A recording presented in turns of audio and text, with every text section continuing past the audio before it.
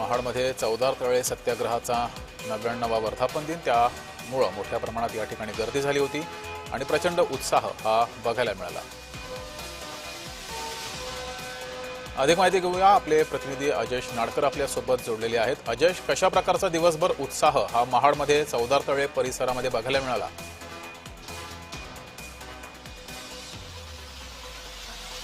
हा फार ऐतिहासिक होता, कारण याच दिवशी अर्थातच 20 मार्च 1927 रोजी महामानव डॉक्टर बाबासाहेब आंबेडकरांनी महाडच्या चौदार तळे या ठिकाणी पिण्याच्या पाण्याचा सत्याग्रह केला होता आणि या घटनेला जे आहे ते 99 वर्ष पूर्ण होत आहेत। दरवर्षाप्रमाणे याही वर्षी महाराष्ट्राच्या कानाकोपऱ्यातून लाखोच्या संख्येने भीम अनुयायी जे आहेत ते महामानव डॉक्टर बाबासाहेब आंबेडकरांना अभिवादन करण्यासाठी आले होते।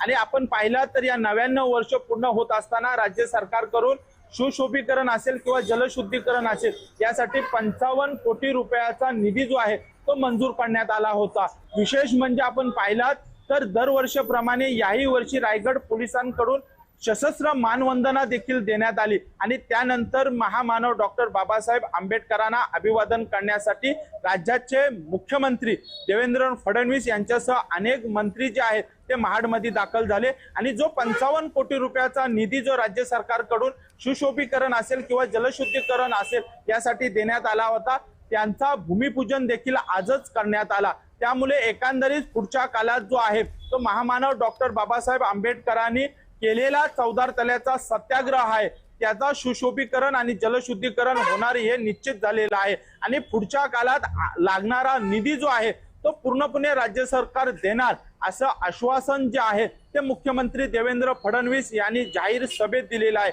मात्र आपण पाहिला दिवसभरात लाखोच्या संख्येने जे आहेत महाराष्ट्राच्या कानाकोपऱ्यातून दरवर्षाप्रमाणे याही वर्षी भीम सैनिक असतील, आंबेडकर अनुयायी असतील, हे महामानव डॉक्टर बाबासाहेब आंबेडकरांना अभिवादन करण्यासाठी महाडमध्ये दाखल झालेले होते आणि मोठी गर्दी जी आहे ती या परिसरात पाहायला मिळाली।